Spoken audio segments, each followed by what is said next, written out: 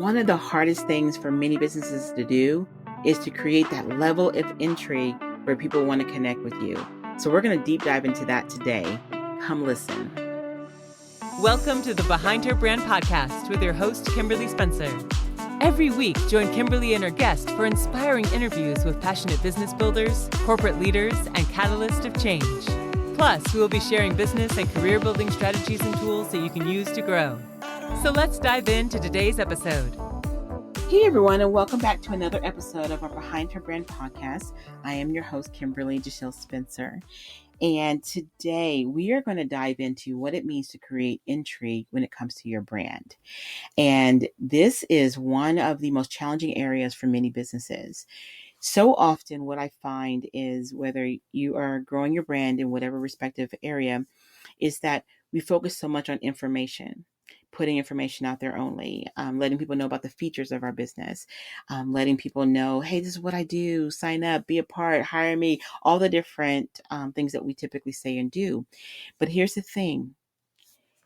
One of the biggest elements that you want to do is attract someone's eye. Just like when we go to a restaurant and people take pictures of food because it's beautiful and it looks amazing.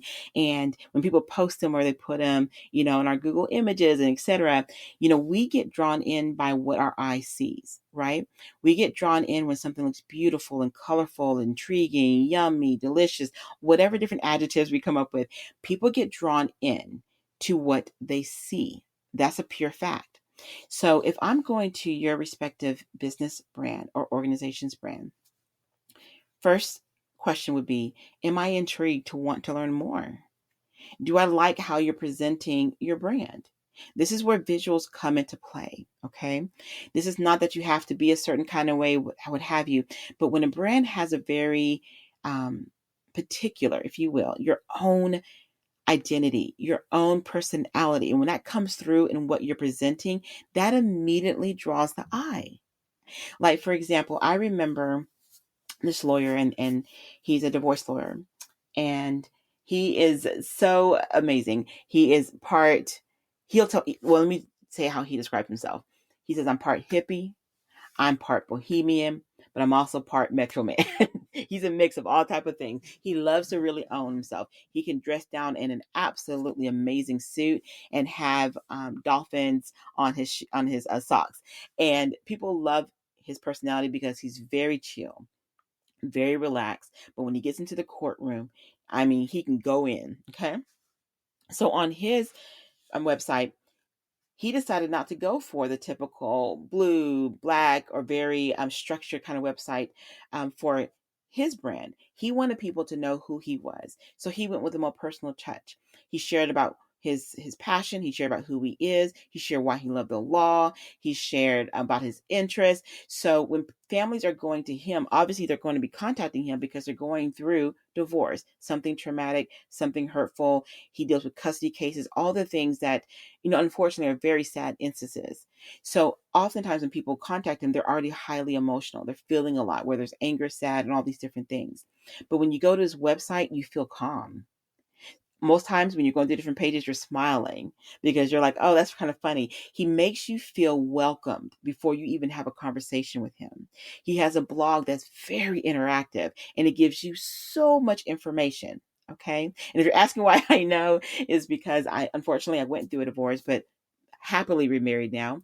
But when you're going through that, I remember instantly feeling very comfortable because someone referred me to him.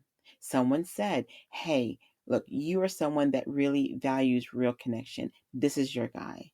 And I never put a lawyer, an attorney, into the category of being warm and friendly. You always think of the other things that typically people say. And I had never really had to deal with many lawyers in my life until this point. So I will tell you this, his practice is booming. It's overflowing. People always leave feeling so supportive and so cared for. Now, I share all of that because his visuals actually attracted. Yes, someone referred me, but you know what? Truth be told, many people referred me to different attorneys, and I was turned off by the different websites until I got to his, and the visuals immediately told me who he was. It was a different kind of reaction completely. So look at what you are building, what you're putting out there. Because here's the thing. Some people may not learn about you through a referral. Okay. They may be Googling, your information pops up, which obviously is a great plus. But if you do the work to get Google to put you in a place where you are searchable, make sure what they find is worth hanging around for. It's a known fact. And if you don't know this, you're going to know now. The wrong word. The page that people go to the most on a website is the About Us. The second is the homepage. So on your homepage, it needs to feel like you're saying hello. Kind of like that Jerry Maguire movie, You Had Me at Hello. Do you have people at hello when they come to your respective areas of entry to learn about your business? The visuals need to speak to who you are. And I know that so often we read about all these different things that you must have, should do. I tell my clients all the time, your brand needs to be a reflection of you. If you like hot pink and turquoise, we can find a way to make it work on a website in a way that obviously won't repel people, that will still draw them in. And I mean that. Your brand has to represent your personality. So that's first and foremost. And when you do that, when you are your own self, you're operating your own voice, that in itself can be a sense of intrigue, because people could feel like, you know what? They don't feel like everybody else. Like, let me learn a little bit more. So now that you're creating that intrigue, the next thing is your level of information. You will hear me say this throughout many of my podcasts because I know it to be the truth. Your content speaks volumes. How you communicate. I'll give you a little tip. When you're writing your website copy, you're writing your blogs, you're recording podcasts, think about a lot of things that people say in your course of conversations with them. What are they asking you? What are they telling you that they're frustrated with? What needs are they communicating to you? On the flip side of that, what are some reasons why people say they won't work with you? Is it financial? Is it time? Is it that they don't feel like they really need everything you offer? Think about all the different things on both sides of those coins. And then go to your website, go to your blog, go to any information that you're putting out there about your organization, and ask yourself, am I answering the things that people keep calling us for? Am I answering the objections in my website copy? Am I speaking to my value? Am I speaking to all the amazing benefits it is to work with me? Am I addressing how my client or potential customer talks all the time? Am I communicating in a voice that they will understand? Because if you do, that's another notch that they're going to say, you know what? I'm interested to now make a reach out. For example, if you've been struggling with your weight and you don't want the traditional methods, it doesn't feel, it doesn't feel like you. You don't want to try pills. You don't want to try this, that, and the other, but you go to a website and it says just those things that you're thinking. That are you tired of feeling like every program you have attempted to do just doesn't feel like who you are? You're not wanting to be ultra skinny, but you're also not wanting to stay where you are. You're looking for something that really feels good to you, feels natural to you, and feels like something you can incorporate into your day-to-day lifestyle. If that's you, maybe we should talk. And if you're not ready to talk to me yet, maybe I can have you talk to a couple of our clients, because I understand where you are. I didn't want to fad. I didn't want to peel. I didn't want to shake. So break. I'm like, end scene. Everything I just shared with you, if you saw that on a website and you were reading through that, obviously it may not be that lengthy, or if I did it in a video, you might feel like, oh my gosh, she understands me. Yes, that's me. I don't want another pill. I don't want no shake. I don't want this. Like, if that's you and you relate to what someone is saying, you may now at that point say, let me check them out. Let me sign up for a newsletter. Let me do the consultation. Let me send an email. That creates intrigue. When you know how to speak to your clients, you know what they're saying, you know what they're feeling. And if you say, well, Kim, how do I know all of that? Ask. Man, the power of the ask is so life-changing for your business. Talk to the people that you want to serve.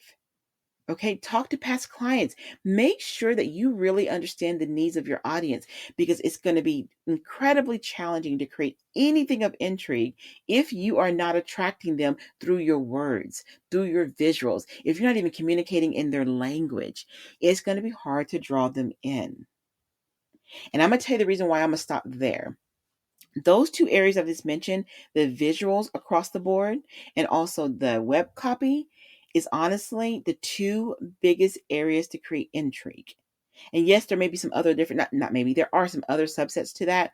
But first and foremost, to get someone to even call you, reach out, connect, sign up for a newsletter, engage in some capacity, comes through those two mediums right there. Does what you do, what you put out there, what you show, attract the eye, first and foremost? And then next, are you speaking to them in a way they understand? Okay? Here's the thing, and I'm going to end on this. One of the reasons why I'm going to implore you to talk to multiple different people, I'm not a big fan of having like one avatar to describe your entire audience base. I know. Some of you might be thinking, oh my God, Kim, I teach that, or no, I don't agree with you. Hear me out before you go there. One of the things when I used to be taught when I was building my business, you got to have an avatar, who's your ideal client, all of that. One day I literally sat and I looked at my client base and I realized they weren't in the same economic, not in the same cultures, not in the same age group. I had one that was 20 and one that was 79. When I started looking at all of the typical things that people say when you're building up your ideal client, it didn't fit. But what did fit was what they needed from me. They were building their different respective marketing and brands, and they wanted help with their messaging. They wanted help with articulating their voice, developing their visual identity, developing their brand architecture. They were looking for all those different components. That's what united me to them.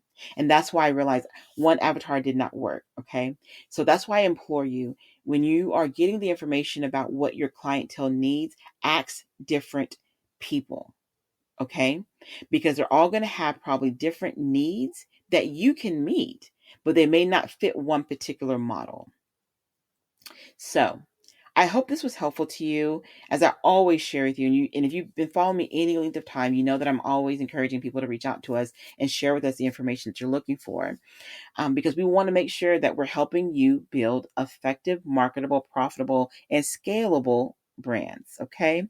So thank you again for listening to today's podcast on creating intrigue. And I can't wait to hear some of your feedback about putting these different things in place, taking the time to really and truly master the art of having that conversation through your branding with your clients or your potential clients. That is so key. You will find such a marked difference in your growth. So I'm going to invite you to visit us at our website at www.behindherbrand.net, but also follow us on Facebook at Behind Her Brand and on Instagram at Behind Her Brand. We would absolutely love to connect with you and to build with you and to continue to support one another. You have a great day, and thank you again for listening to the Behind Her Brand podcast. And as I mentioned earlier, I'm your host, Kimberly DeShields-Spencer, and it's been a pleasure.